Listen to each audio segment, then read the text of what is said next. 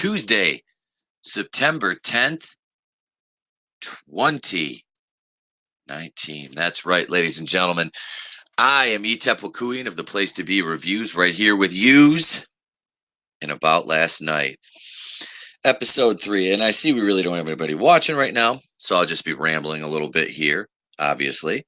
So we've got a few topics to discuss, but I'm going to wait till I get some people in the chat here. So when you join us, be sure to share this link on your YouTube channel anywhere.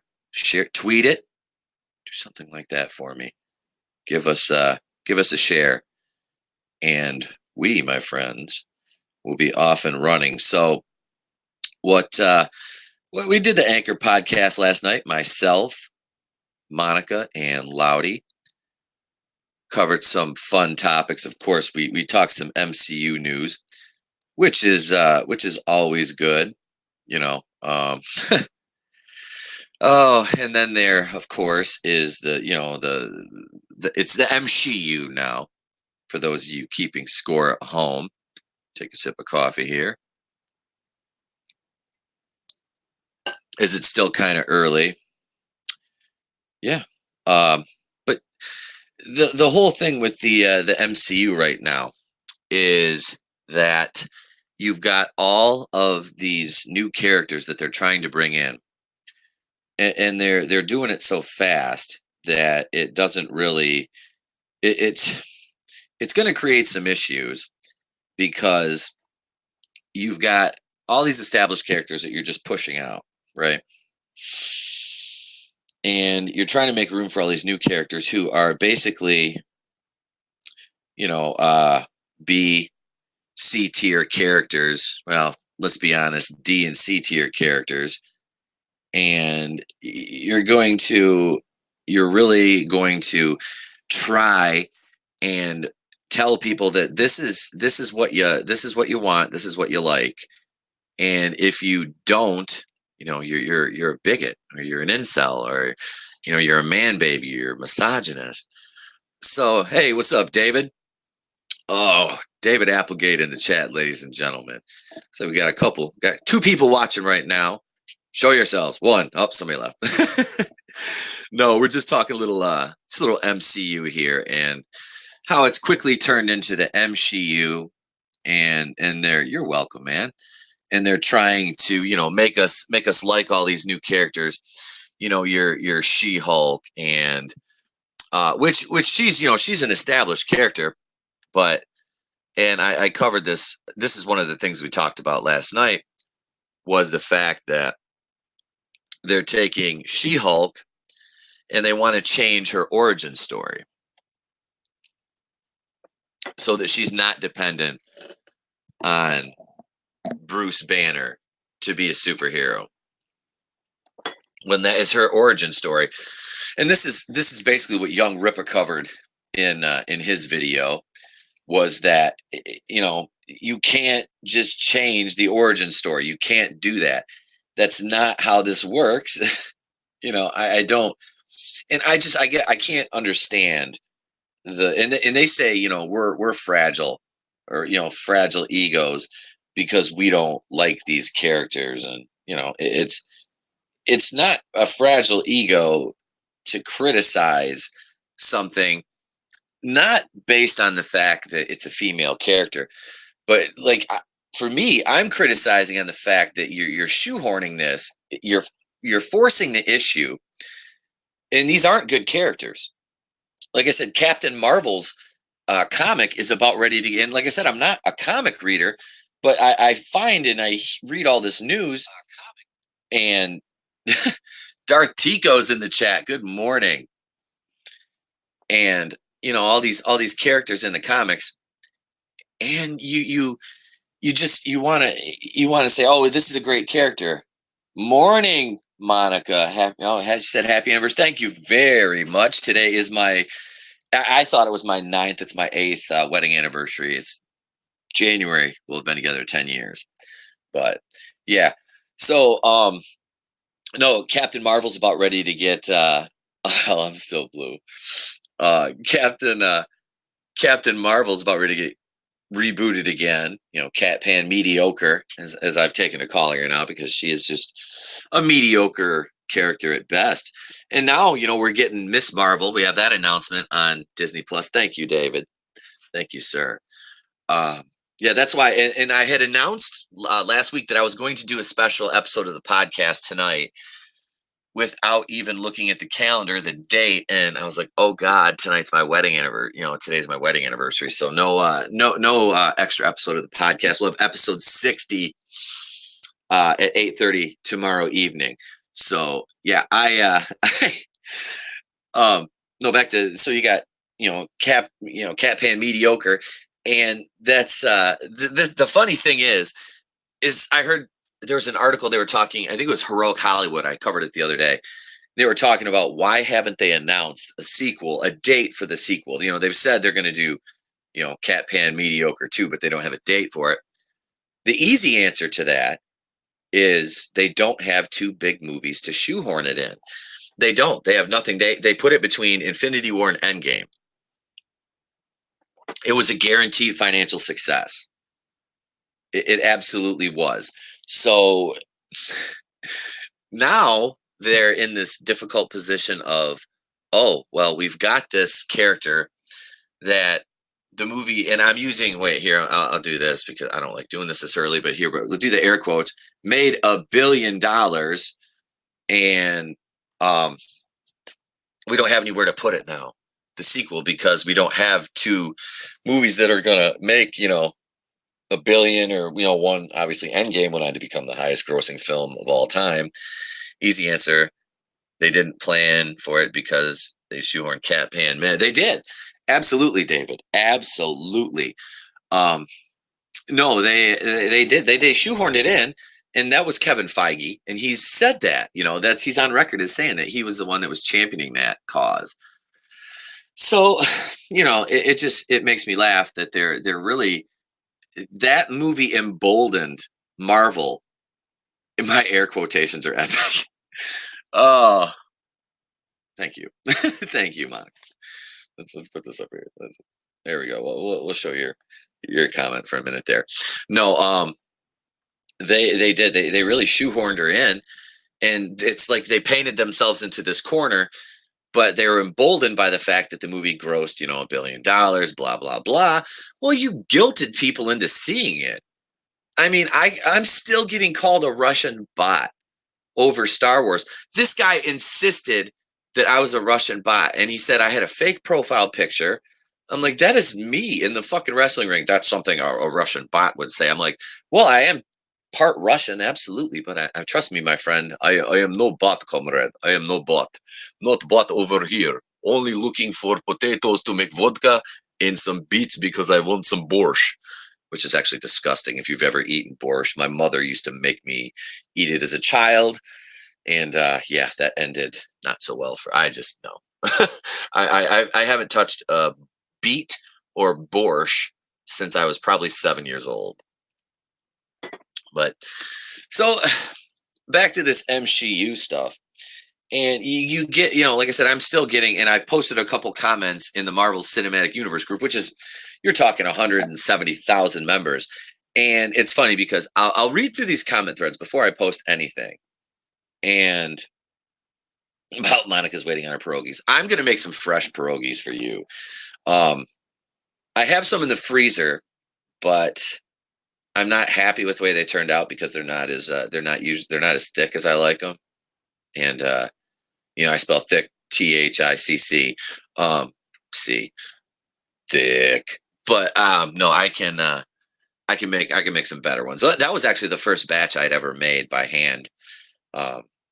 Mom was kind of supervising, and she was not helping me, which she was like, hey, you just do it yourself. 4 people watching, let's get 4 likes on there. Go over and bitch slap that like button. I got baby powder if you need it. But yeah, so they were talking about Captain Marvel, and I did this article yesterday, and I can go over and let me pull this up real quick here, because I do want to go back over it. because I released 3 videos yesterday, which I understand it hurts me in the algorithms, but I hadn't released any content all weekend. And if, people want to go back and watch them after the fact, that's absolutely fine. That's what they're there for.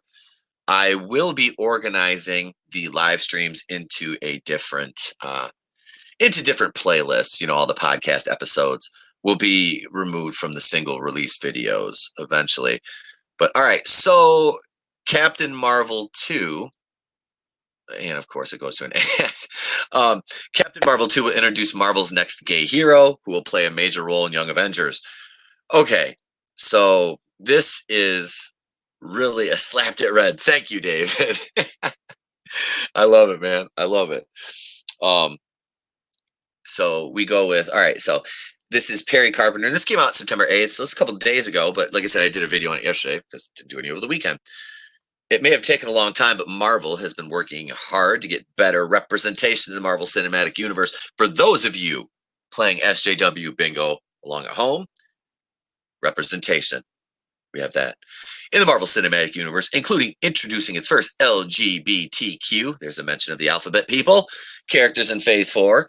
While fans are looking forward to watching Valkyrie express her sexuality in Thor: Love and Thunder. Okay, is that what we're about now? Like, is that really what we're about? Like, you have to. This is what we're basing the characters on. And like I said, when I first watched Thor Ragnarok, I loved it, man. I did. I was buying what they were selling. After Thor and Thor: The Dark World, I really liked it, man. I thought it was hilarious. I liked Hulk being in it, which was obviously like the Planet Hulk angle, and I really liked Valkyrie's character in there. Now that being said, bring us to now. Thor: Love and Thunder, Thor 4, is going to focus on Valkyrie expressing her sexuality and trying to find her queen for New Asgard. And Jane Foster becoming Lady Thor. I will not call her the Mighty Thor. I will not. She is Lady Thor. I'm sorry, I don't believe that you can just transfer the name of Thor to somebody because you can't come up with a name for a new character, and a new character wouldn't sell books. And this run was what, 3 years? I don't know. The Jason Aaron's run, and I don't think I went back and I looked through some of this stuff, and it's not. I don't know. I didn't. I've read some of the older Thor comics because my father-in-law has a huge comic collection. He has more Conan than anything else, but he does have some Thor books and some really cool old X-Men and Fantastic Four stuff. So I read through some of those and I liked them. I wish I would have had some of the ones with Beta Ray Bill, but I think those are newer. I don't know. The Thor comic was fine. I don't like I just didn't get into the Jane Foster. Is it me? I mean, this run lasted 3 years, which by comic standards, but nowadays that seems, rather decent tenure, but I don't know, these characters, it's just, it doesn't make sense that you're going to prop the movie up on her sexuality when you have so many things. Let's see. Okay, so Tessa and Valkyrie expressing her sexuality in Thor: Love and Thunder. Cat Pan Mediocre 2 is expected to introduce the studio's next gay hero. Here's a look at Marvel's newest edition, plus how the character will play a big role in the Avengers. And this is, I love this. This is so great. There's, here, let's do I'll do a screen share. And let's see. There we go. Larson's idea of diversity here is, this is just, I mean, they're women, but what is it they all have in common? If she truly cared about diversity, it would not look like this. These are all just, I love these two guys in the back. This looks like Tony Romo and Jason Segel back there drunk, and they're just like, hey, look, we're in a picture with Cat Pan Mediocre. Yeah, so Captain Marvel 2 to introduce next gay hero. Inside sources claim that Marvel wants to introduce another gay hero in the Cat Pan Mediocre 2. According to We Got This Covered, and you can say what you want about them, they they unfortunately do hit some of these things. Fans will meet Hulkling and Carol Danvers, Brie Larson's second outing. Despite having a name similar to Hulk, Hulkling actually has no ties to Bruce Banner. The character also did not come into contact with gamma radiation. Instead, Hulkling is a Skrull teenager. The Skrulls played an important part in Pan Meh and also had a cameo in Spider Man Far From Home. So it is not that far of a stretch to include Hulkling in the next film. And here is Hulkling and Wiccan. Here's a tweet from Patrick Swain. Hulkling and Wiccan coming into the MCU in all their gay glory. You loved. Does that say? Oh, you love to see it. Please don't just be a wafty rumor. Like I said, man, I got nothing against gay characters. There's nothing against gay. No problem. But stop just using that to try to sell your brand. I mean, you have the biggest arsenal of comic book characters. You can use the characters if they're well developed. Will sell the story. As long as your story is well developed, that'll sell your books, and your movies. But what do I know, right? I'm just a YouTuber. While it is great to hear about another gay hero coming into the fold, because that's what matters in 2019, my representation. But my representation. Oh my goodness, my representation. The insider claims that Hulkling will only play a small part in the sequel. It sounds like Marvel will use Cat Pan Mediocre 2 as a means to introduce the character who will go on to have a larger role in the Young Avengers. Yeah, check please. Just like in the comics, Hulkling will be an openly gay teenager and is expected to have a relationship with Scarlet Witch's son, Wiccan. Marvel will likely introduce Wiccan in WandaVision, a new series coming to Disney Plus in the near future, which I'm going to check that out. I am. Let's see. Brie Larson preparing for Cat Pan Mediocre 2. The only sad part about Cat Pan Mediocre 2 is it might be a few years before we get the sequel. Marvel has not announced an official premiere date for the project, which could push it back several years. That said, it looks like Larson is currently training to play the titular character once again. The actress has been sharing photos and videos of her latest workout sessions, something that she did while training for the first movie in the franchise. This could be a sign that filming for Cat Pan Mediocre 2 is just only a few months away. All right, so let's try this. Here's her shitty CrossFit pull-ups. Like that's it, and she does 3, and she's done. Like really? That's hey Monica. Hey Monica, if you're still in the chat, how difficult was Brie Larson's workout? How tough was that? Was that difficult? Larson unfortunately has not said anything about filming the next Cat Pan Mediocre flick. It is possible she is training for a cameo as Cat Pan Meh in another Marvel project. Unfortunately, that's probably true. With the studio launching several TV shows on Disney Plus, there are plenty of opportunities for Larson to reprise the role. The next movie is Black Widow. When will we see Captain? So we don't need to go through the rest of this. We can be done with this. The article, it just goes on. I mean, when we'll see Captain Marvel next, and here's pictures of their CGI hair. Because I want to go on to another article here, and we'll be done with this. Let's go over here. Now, this is from Collider. This is a little more up-to-date news, a little more relevant. Came out yesterday, though, but still. Hawkeye, Haley Steinfeld, eyed to lead Marvel's Disney Plus series. So she'll be, of course, playing Kate Bishop, taking the mantle for Jeremy Renner. Who can we just get we're going to get a small moment of silence for Jeremy Renner's app. Okay, we're done. Yeah, Ethan Van Sciver, EVS over at Comic Artist Pro Secrets did I admittedly I don't watch a lot of EVS's videos anymore, but he did a really funny one about the Jeremy Renner app. And I thought it was funny because I didn't even know Jeremy Renner had an app, or anybody was that interested in a Jeremy Renner app. So that's that's kind of funny. A major addition to the MCU is close to coming together, but it'll be for the small screen first. Per Variety, Oscar-nominated actress Haley Steinfeld has been offered a lead role in Marvel's Studios' upcoming Disney Plus series Hawkeye, in which she would play the protege of Jeremy Renner's titular character, a woman named Kate Bishop. In the comics, Bishop takes up the Hawkeye mantle after Clint Barton and becomes part of a group known as the Young Avengers.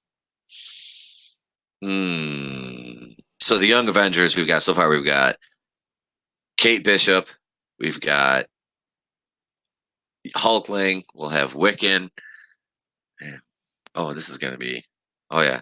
So they're basically like, well, fuck, we lost Spider-Man, so now we got to have these young fucking, why, Lord, why? Seriously, give me a let's see, give me an F in the chat right now if you don't want to see if you're not interested in Young Avengers. Give me an F in the chat. Hawkeye will co-star Renner and revolve around the relationship between Clint and Kate, with the assumption that being that by the end of the show, Kate will be the new Hawkeye and thus could cross over into feature films. Indeed, in contrast to the Marvel Netflix shows like Daredevil or Marvel ABC shows like Agents of S.H.I.E.L.D., the Marvel Disney Plus shows are being produced by Kevin Feige's Marvel Studios and are being plotted out as an integral piece of the cohesive MCU puzzle. Crossing the characters over into the MCU movies and vice versa is part of the plan from the beginning. I got, Monica gave me a bunch of F's. Start Tico with an F. Yeah, this is gonna not be good. And I have Steinfeld is actually set to make a buzzy streaming debut later this year's Emily Dickinson in the Apple Plus series Dickinson, which puts a bit of modern hip spin on the life of famous 19th century poet. Are you fucking kidding me? So now we have to make Emily Dickinson hip. Jesus Christ. Is it just me, or are our kids this fucking stupid that you have to take classical works of art and turn them into some, watered down, dumbed down version of them former selves for some boneheaded mass audience who has a 10-second attention span? Ooh, squirrel. But Pete, we don't need Spidey. We have Miss Marvel now. Oh God. Yeah, that Kamala Khan, that's a whole nother fucking topic. Loudy, it won't be good. It'll be great. Oh, my head hurts now. Let's see. Okay, where was I? On the big screen, she most recently starred in Bumblebee. I haven't seen Bumblebee yet, but I haven't heard anything bad about it. I've heard good things about Bumblebee. So, no, Darth Tico, you're absolutely right. We have Miss Marvel now, which is fucking, that is just terrifying. She has elephantitis in her hands, and she can't eat meat or can't eat pork. Every little girl's dream. Happy halal. Let's see. On the big screen, she most recently starred in Bumblebee, which was meant to revitalize the Transformers franchise, but underperformed at the box office. And then just Collider shits on Bumblebee. God damn it. Fuck you, Collider. But what do I expect from it's Collider? Nevertheless, Steinfeld remains a gifted performer and earned a critical raise for a starring role in the 2016 coming-of-age dramedy, The Edge of 17. I don't even think I've heard of that. And one imagines she'd make a sharp-witted addition to the MCU. Variety says only Steinfeld has been offered. It says only that Steinfeld has been offered the role in Hawkeye, not that she's accepted. So it's possible that casting doesn't pan out. But clearly, Marvel's aiming just as high in the casting in these Disney Plus shows as it is in casting new heroes for the Marvel movies. Hawkeye most recently sent Mad Men alum John Igla as the writer and executive producer of the Disney Plus series. But the show isn't set to debut on the streaming service until 2021. Tico, what are her enemies? A bacon factory and finding gloves that fit? And Loudy says Seinfeld is a great. I love Seinfeld. I honestly, this is the thing that really kills me about my channel is I love Seinfeld, and I could talk about Seinfeld ad nauseum. like all basically like I could do an entire like episode about Seinfeld, like episode upon episode about just Seinfeld. I don't. It's such a niche thing that I won't do it unless somebody says, "Hey, or do you want us?" Or I have a guest that's specifically interested in it. So her enemies. I didn't realize I struck a chord, dude. I love Seinfeld. I absolutely love it, Loudy. That is my favorite show of all time. I've literally watched the entire run. I feel like Chris Traeger from Parks and Rec, literally seen the entire run of the series over 25 times now. Her enemies are a bacon factory and finding gloves that fit. Her and OJ have some in common, Darth Tico. Uh, neither of them. The glove doesn't fit either of them. Because like I said, man, when a little girl is talking about her, wanting to be a superhero, she wants her hands to swell up so she can be a knuckle dragging weirdo. Let's see. Marvel is looking at Disney Plus as a new essential arm for presenting long-form Marvel Cinematic Universe stories. Tom Hiddleston is reprising his role as Loki in the sixth episode Loki. They could have just said, his whatever. Far be it for me to correct the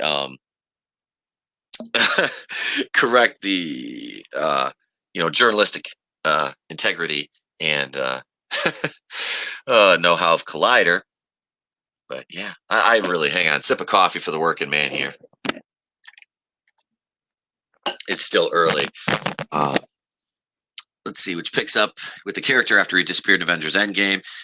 And the Elizabeth Olsen, Paul Bettany fronted WandaVision is being touted as an essential story prequel to the feature film Doctor Strange 2, in which Olsen will co-star. So it's reasonable to assume that if Steinfeld signs on to Hawkeye, her character will make serious crossovers in the film universe. Again, this isn't confirmed just yet, but stay tuned. God damn it. Screen's jumping around here. It isn't confirmed just yet. Endgame may have been a genuine conclusion to the MCU that came before, but Feige and co. are clearly very busy setting the table for a new era going forward. For a full list of Marvel movies and upcoming shows at Disney Plus, click here. I don't want to. No, thank you, Collider. Here, we'll stop the screen share for a minute here. I do not have an issue with Haley Steinfeld. I think she's a good enough actress. I'd appreciate bigger hands, but I'm not sure that's a superpower. Let's see. Wait, Loudy. Here we go. OJ gonna take another stab at finding love, or is he gonna leave it alone? Oh, lordy. This is what I do. No, Haley Steinfeld. I think she could be a good Hawkeye. Who the hell are they going to have a play Miss Marvel? I mean, I heard some rumors of Mindy Kaling, which is Kelly from The Office. Mindy isn't she? She's a little old to be playing. I mean, I'm not saying she's old for this earth, like Craig Robinson. I'm not saying she's old for this earth. I'm just saying, bitch, you too old to play Miss Marvel. Miss Marvel's like a teenager, and Mindy Kaling's probably in her, I'd say, mid to late 30s. Molly Ringwald. She's pretty in pink. Darth Tico will highlight your comment. Full on wokeness will be a very short future for them. Yes, it will be. I think it truly will be. And I really hope that the fandom is smart enough, and this is a major gamble on my part even saying that the fandom would be smart enough to not buy what they're selling and kind of hashtag without respect we reject, because you're obviously not going to cater. You're pushing part of the fandom out, and this is the exact same thing that happened to Star Wars, which I want to touch on Star Wars here and how it relates to the fandom menace, because I've been YouTube, a YouTuber now, not very long, just since February. So, about 7 months that I've been doing this YouTube thing and my podcast. And I have really found a home in the Fandom Menace. Now, I joined the World Class Bullshitters group I think it was last August, but I started following the channel, which led me to, Comic Artist Pro Secrets, Geeks and Gamers, Odin's Movie Blog, all these other great Fandom Menace channels, Black Angus Reviews, who I was, a guest on not too long ago. And it seems to be that, and I'm leaving Comicsgate out of this the equation because I really don't follow everything in Comicsgate as much as I was last year because it got to be a lot, and there's you have your infighting, and it just, yes, Monica, I'm not saying it, but yes, because I don't really consider them a Fandom Menace channel. Um, but there seems to be almost a rumbling beneath the surface that Star Wars Episode 9 is going to fracture the Fandom Menace. Yes, David, you too. I'm sorry. I need to, yeah. And of course, we got David Applegate's channel and Raiders of the Lost Flicks, Goober Brothers Entertainment. And we're the well, I would say we, but Adam's up at, Adam's got more, he's at 300 subscribers, so that's over 300 subscribers. So if you haven't subscribed to Raiders of Lost Flicks or David Applegate or Goober Brothers Entertainment, go do it now, because we're not the foundation, but we are like down here in the bowels of the Fandom Menace, and we're kind of carving our niche out down here. And this is the thing that I've enjoyed is I've met a lot of great of people here, and developed friendships out of this. And I don't want to see a splinter in the Fandom Menace. Okay, I'll step back from the MCU. Well, we can come back because I have one more article that I want to cover for that, but we'll do that later because I prefer not to be in a bowl. We don't have a bowel. We don't have to be in a bowel.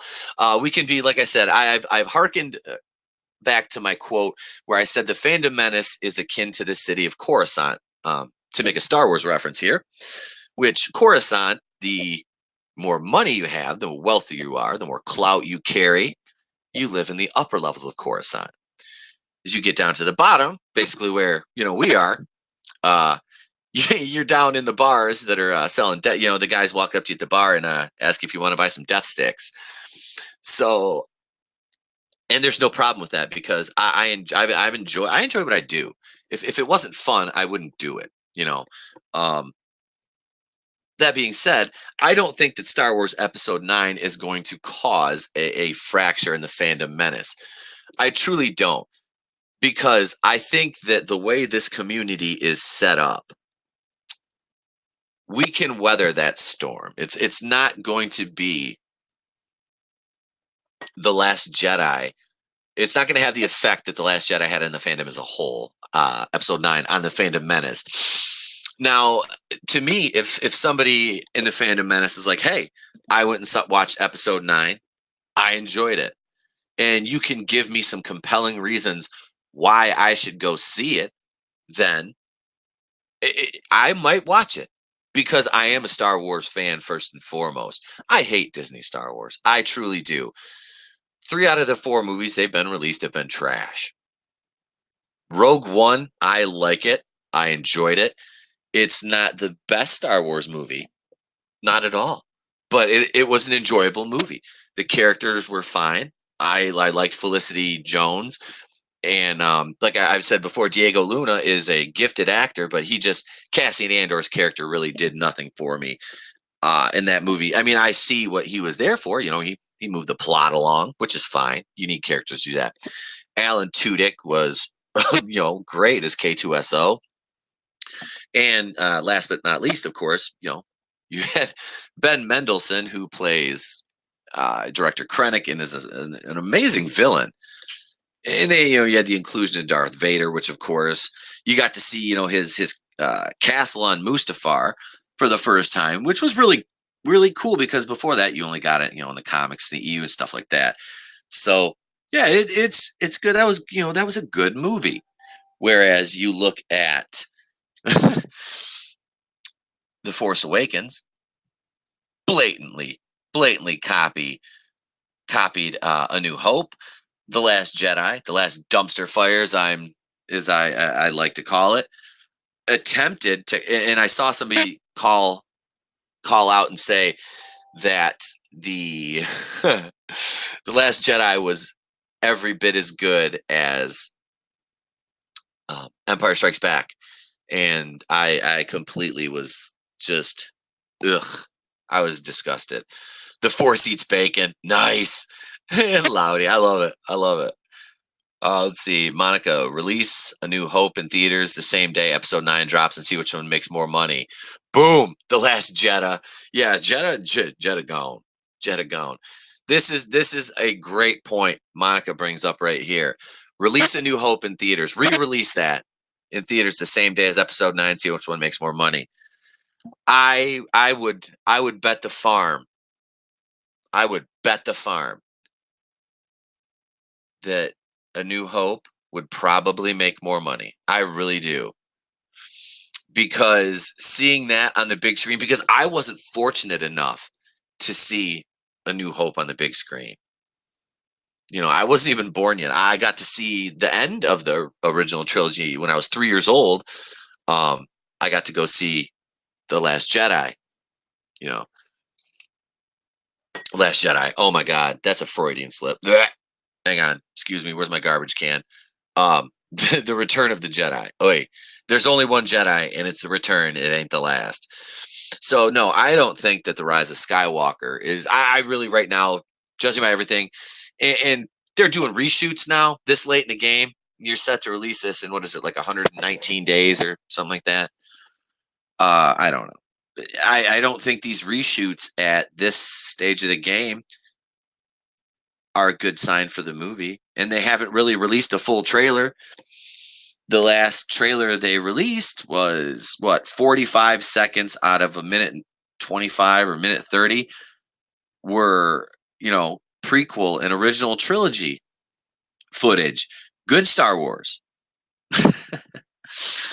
So yeah, this is, and there was a couple of videos, and I don't really even there was a couple of videos yesterday, one, World Class Bullshitters. Jeff dropped his video on Star Wars, and I agree. I agree with his points, and I'm not just shilling out for World Class, but I agree because the points he makes, were good. And these leaks, I don't think these leaks don't do anything for me in the movie. The leaked whatever this is going to be does not do anything. And let's see, wait, I want to read David's comment. I think they put out the leaks to see which version of the film to release for the reshoots are either adding or removing Vader. And that's definitely I'm going to highlight that one for a minute there. Definitely, I believe that's a possibility because they're kind of beta testing these waters right now with what they're going to show, what they want to present. And this is the problem with Episode 9 is they're going to shoehorn all of this nostalgia into this film to try to say, look, here it is. Pete, are you going to Celebration next year for the meet and greet? Darth Tico, my God, I really wish I could. I wanted to go this year, and this is the problem. Okay, I want to go. I wanted to go to Chicago because Chicago. Let's see, wait, that was in April. Where I used to live, Chicago was only like a 4-hour drive. Now it's only like maybe 6. But I wanted to go. The problem is I am a stay-at-home dad, so for me to take off and it's kind of difficult because then I have to find somebody to watch my kid because my wife works full time. So I next year it's in Anaheim, which I would love to go to California. Truly, I say that because there's a lot of YouTubers I've met from people on YouTube, not even other YouTubers actually, just people on YouTube that live in Cali that I would like to meet. And I would really dig going to Celebration just for the meet and greet. Yeah, that would be cool. Never say never. And this is the thing, like I don't even really want to go to Celebration. I just want to go for the meet and greet and the hangout with the Fandom Menace. The videos and everything this year that I saw, everybody had a blast. It was like really like a chill, cool time. that to me would have been it. And there's, like I said, man, there's so many of the people that like I've met, like you people that sub to my channel, stuff like that, that are like, I'll bring the little one. He would have. Oh, I'm sure he would. I'm sure he would if I could convince my wife to go. Because that's what I got. That's who I got to sell it to. Because I could tell them, you guys could just go to Disney World or wherever you do your thing, and I'm just gonna go hang out with the Phantom Menace. That would definitely be my choice. But no, I'd like to go experience that with them too. And like I said, I know we're supposed to be like anti Disney, but hey, you know what, man? I'm not gonna deprive my son of something because of my beliefs. When in truth, it really, if I take him to Disney World, that's not, to me, that's not like selling out the Phantom Menace, man. Because my family comes first and foremost. You know what I mean?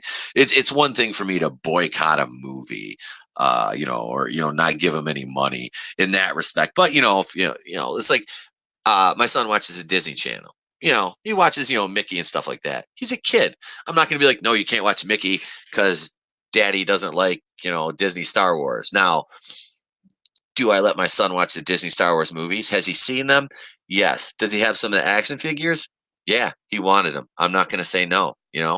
But he has way more original and prequel trilogy figures. And it's funny now because he knows how much I hate The Last Jedi, and he even calls it the last dumpster fire, which um, he he takes all of the Last Jedi figures.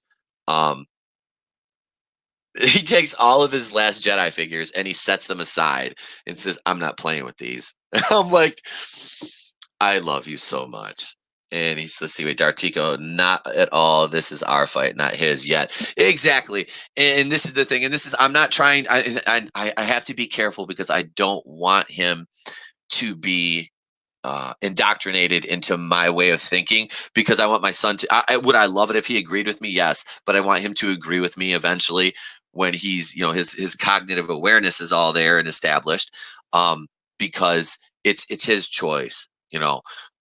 This is the thing about our side of the Phantom Menace is we all made a choice, to not buy what they're selling and not like it. That's because you're a rational human. Yes, Monica, I try to be anyway. Eric, smart kid. He is a smart kid, man. He is a very smart kid. I mean, he's already doing quotes from The Room. So Monica witnessed it of his own volition. Exactly, David. Exactly. No, I want. We're no SJWs. We persuade, not indoctrinate. Exactly, man. That's I talk, and I have to be very careful because he absorbs everything. David, you have a son. You understand that. I don't know who else out there is. I know Loudy and Monica don't have kids yet, but no, it's you have to. Monica has you have your niece and nephew, so you're around them. You understand. Loudy, you've got you've been around kids. You understand. They're sponges. They pick up everything. So it's like I have to be very, because I get mad and I'm like I have to stop myself from say maybe swear because I let it slip. It happens, man. Every parent does. But it's like my kid will call me out and he'll be like, "That's a bad word, Daddy." I'm like, "I'm sorry." Daddy, sorry. Sip of coffee for the working man. He's off Spider-Man now and into Fortnite. Yeah, David. See, my kid, he sees the Fortnite figures and he's watched a few videos on YouTube. Because I let him, he gets a little bit of tablet time here and there when he's good after school, especially because he comes home, he eats a snack, and I let him relax. He's 4, so it's a lot for him. So he comes home and I let him chill for a little while, and he watches his videos. I check what he's watching, but he just watches like toy videos, and he's obviously the Marvel and stuff. Like I go into his room half the time and he's watching either like Marvel cartoon or the Lego. He loves the Lego Star Wars and Marvel stuff. So, but no, so yeah, man, I want my son to be a free thinker, but yeah, he does not like The Last Jedi now because Daddy doesn't like it, or The Force Awakens. Um, we'll watch Rogue One. He loves the prequels though, man, because he's a huge Darth Maul fan, and actually, I from being an original trilogy age, I'm a huge prequel trilogy fan though. Um, I love the Phantom Menace. I was the Phantom. I do love the Phantom Menace, but I love the Phantom Menace because it's a brilliant film that's underrated because of its flaws. It's being more appreciated now looking back, 20 years later, because it laid so much of the groundwork in the world building in the prequels. And George Lucas was brilliant at world building.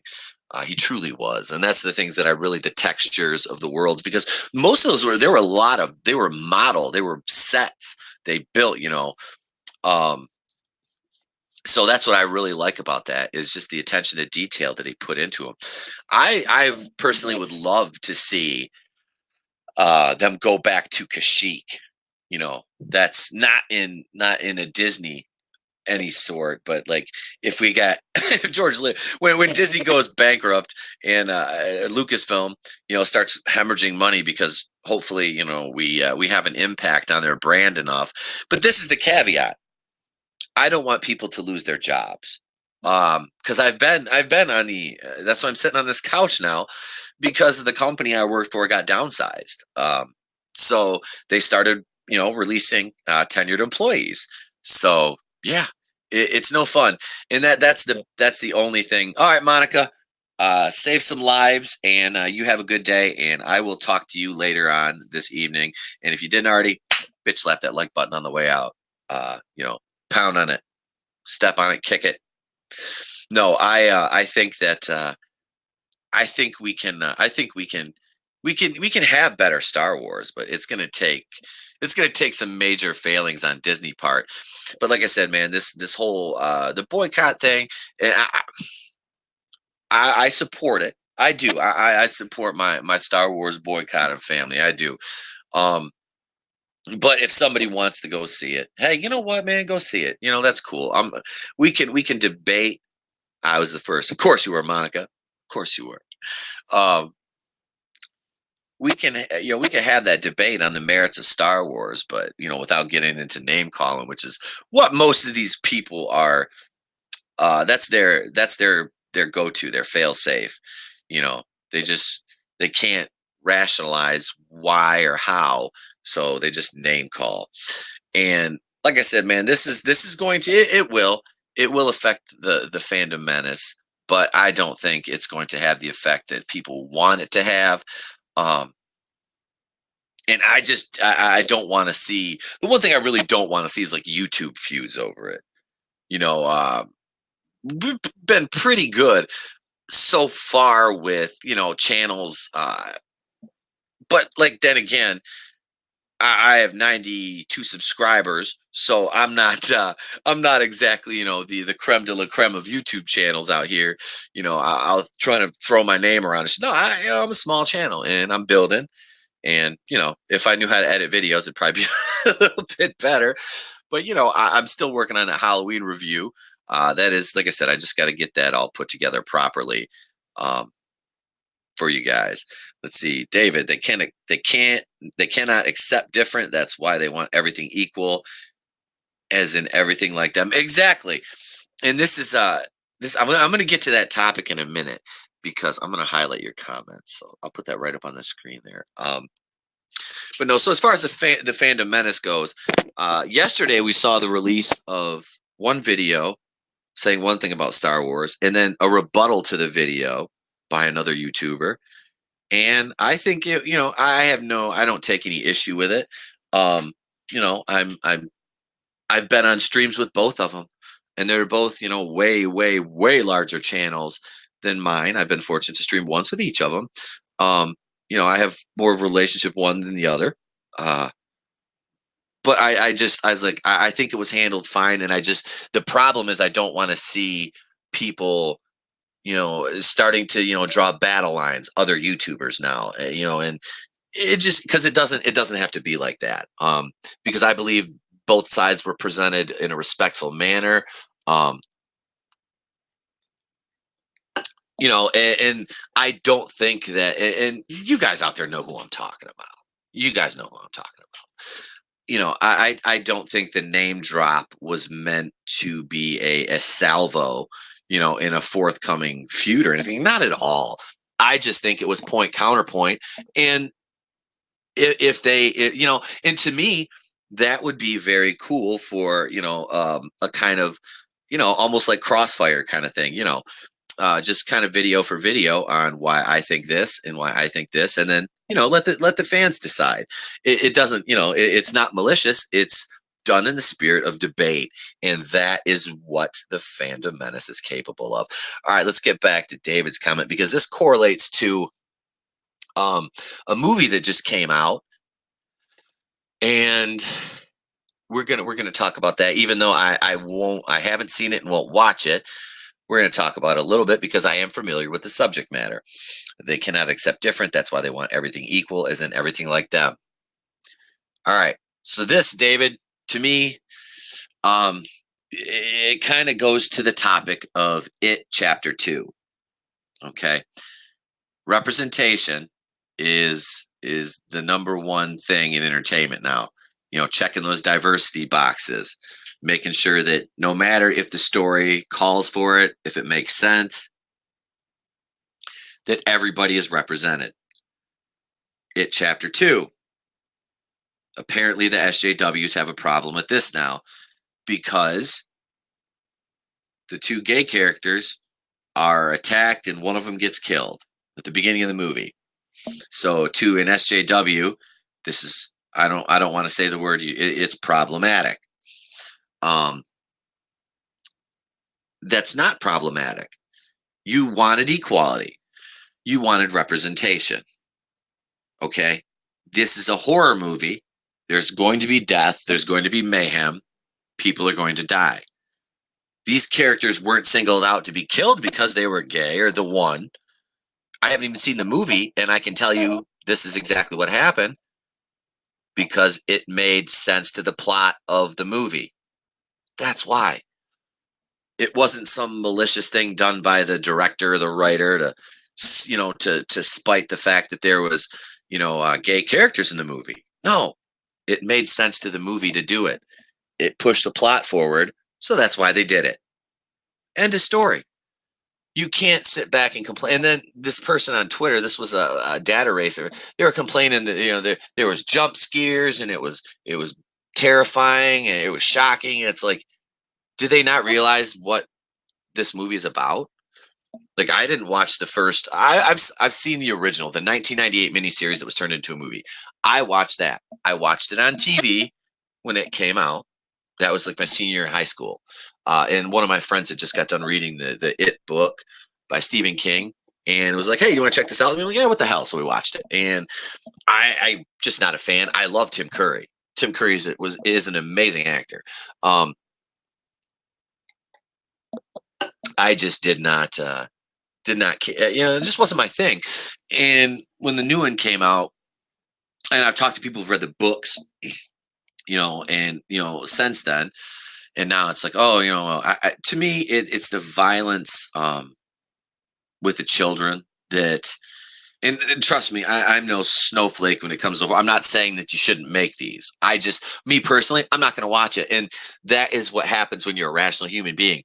If there's something you don't like or you don't agree with, you don't have to go out and protest it, or you just don't watch it. And now, somebody on the other side of the aisle for me might say, "Well, you complain about Star Wars and Marvel. Why don't you just not watch it?" Well, I complain about Star Wars and Marvel because I'm not complaining about diversity or I'm complaining about bad story and forcing characters in for the sake of story. That's what I'm complaining about. I'm not complaining about the individual characters, the actors. I'm not levying personal attacks at them outside of Brie Larson because she opened herself up for that shit. You don't come out and shit on your fan base and then not expect something to happen to you. It is a horror movie. What did they expect? A 2-hour lecture on diversity? David, I think they did. I truly think they did. Because this review, I can't remember, and I wouldn't put the tweet up on the screen unless I black the name out. Because I don't want to dox anybody or anybody to be harassed over this. No, I don't know what you would go into a movie expecting if you know anything about the source material. And like I said, I learned something new about the movie It yesterday. Uh, that Pennywise is from outer space, and his enemy is like a giant space turtle, or unless it was a friend of mine, unless they were working me. I mean, if somebody could verify that. But it sounded so out there, and I guess it's from one of the books or something like that, the Stephen King books.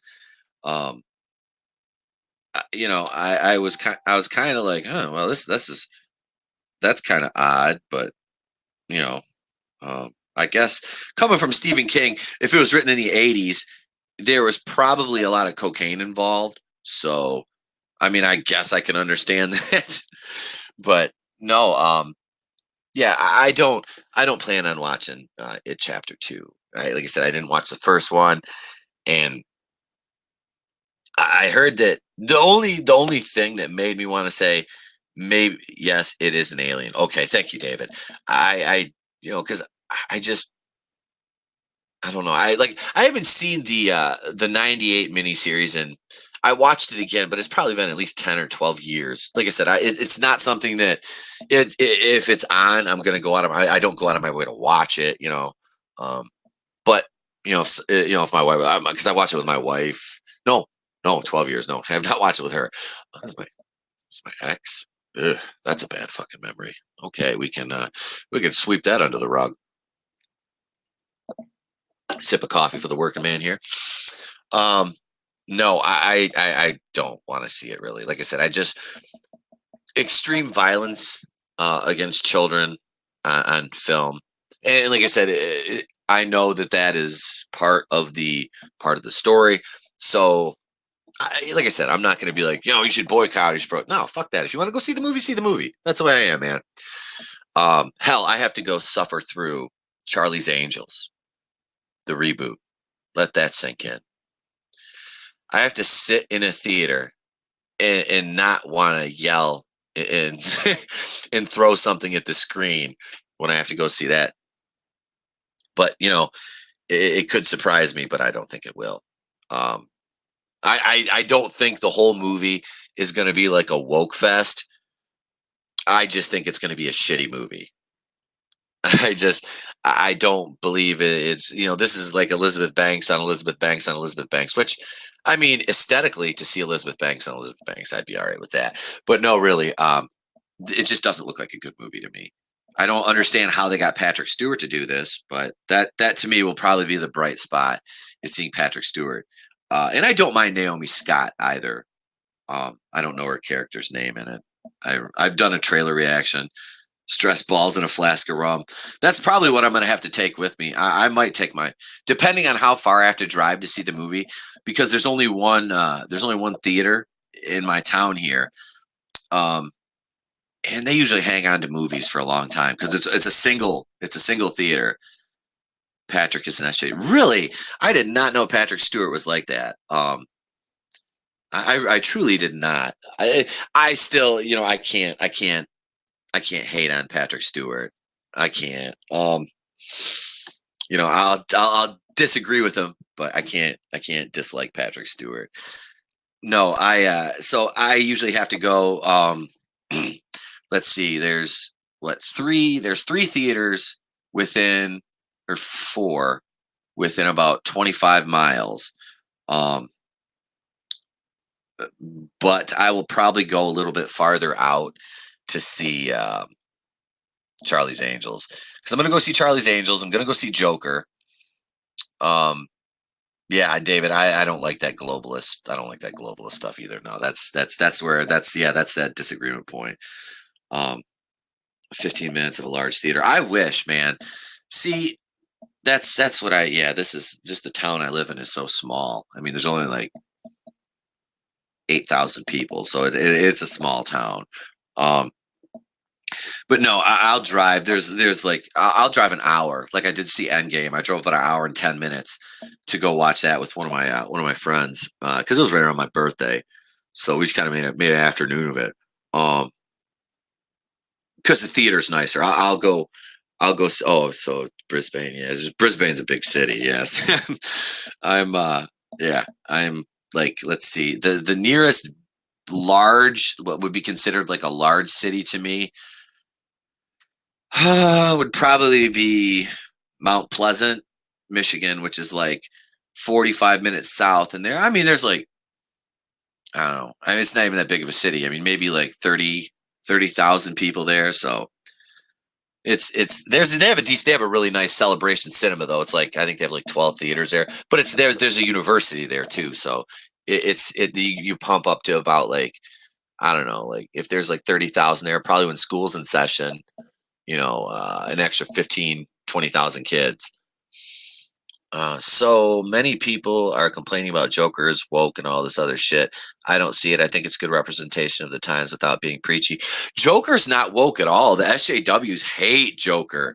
Oh my god, because it's showing that a white man can be, they don't want to see a white man be um, you know, radicalized into committing crimes and this and that. And it's like, this is not the story of just some white man. If you go on Twitter and look up, oh God, just hashtag, Joker movie or, reactions, go to Data Racer 117 on Twitter. They're crying foul for a white radical hero. Yes, that's, to sum it up, that's basically it, David, right there. Some of the people are complaining about it being woke. Really, Eric? I haven't seen that, and I don't see Joker as being woke at all. Is it because he's in an interracial relationship? I mean, that's not, to me, that's not woke. That's just like, see, this is the thing. I don't see that as being woke. If that, I don't know what the points are they're making about it, but I don't see. There's nothing I saw about this movie that would lead me to believe it's woke. Like I said, I don't see it. Not from any of the trailers. Now, are you talking people in the group or not anybody in the, like, on the show, right? Loudy? Because I don't, I haven't, I can't understand. That's the fringe. It is.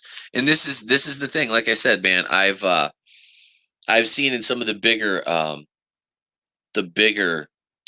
um, groups now, kind of having that little where you have the segment that's like, all you guys do is bitch, but these some of those guys are the ones that they come in late to the game and they don't know why we're complaining.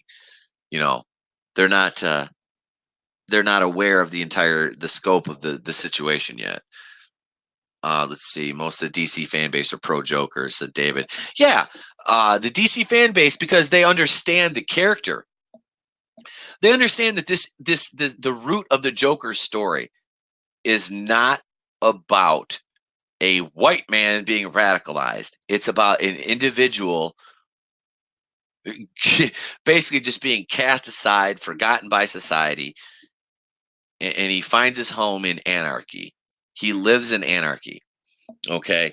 So spare me it's glamorizing or glorifying this, white radicalization thing, because and all the people complaining about that are white. They're that's all these SJWs are these white kids, and that's all they do is sit on Twitter and complain and look for things to complain about. Let's see. I don't either. I think some of the people just want to complain for the sake of complaint. Yeah, that's right, Eric. Not anyone on the show, just some in the group. Joel. Okay. See, I'm not friends with Joel. But I don't really see his posts much in the group either. So I don't know. I don't see it as being woke. I don't know. Fad fans, says David. Yes, they are. They're just bandwagon people. White men fighting back against the system is upsetting the white black power worshippers. And that's it too. It's these it's these apologists. And they're the ones that cry the loudest. And yet, when a member like Dave Chappelle, we can use Dave Chappelle to kind of rein this back into entertainment here. I haven't really had a chance much. I haven't really talked about it, but yeah, Dave Chappelle is a brilliant comedian. Like I said before, Dave Chappelle is the hero we need right now. And he comes out in just a house of fire with his last special. Says what everybody's thinking, but Dave can say it because Dave has always said it. there's few comics that have just had that golden pass. And for David and Eric, you guys, I don't. Let's see, we got four people in it. Who Don Rickles, Mr. Warmth. Don Rickles would make fun of everybody. I mean, everybody. Don Rickles would say some what probably by today's day. I mean, I guess it would be racist, and never really got the hate. Now if he said it, it would be World War III. But let's see. Dave Chappelle, a black Muslim. How dare white people find him funny?